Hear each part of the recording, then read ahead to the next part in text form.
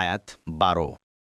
الله الذي سخر لكم البحر لتجري الفلك فيه بأمره ولتبتغوا من فضله ولعلكم تشكرون। অনুবাদ, আল্লাহ যিনি সাগরকে তোমাদের কল্যাণে নিয়োজিত করেছেন যেন তার আদেশে তাতে নৌযানসমূহ চলাচল করতে পারে আর যেন তোমরা তার অনুগ্রহ তালাশ করতে পারো এবং যেন তোমরা তার প্রতি কৃতজ্ঞতা প্রকাশ করো। তাফসির।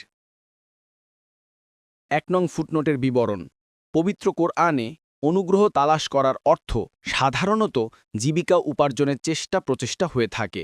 এখানে এরূপ অর্থ হতে পারে যে তোমাদেরকে সমুদ্রে জাহাজ চালনার শক্তি দেয়া হয়েছে যাতে তোমরা ব্যবসা বাণিজ্য করতে পারো। এরূপ অর্থ সম্ভবপর যে সমুদ্রে আমি অনেক উপকারী বস্তু সৃষ্টি করে সমুদ্রকে তোমাদের অধীন করে দিয়েছি যাতে তোমরা সেগুলো খোঁজ করে উপকৃত হও। দেখুন তোবারি ও সাদি।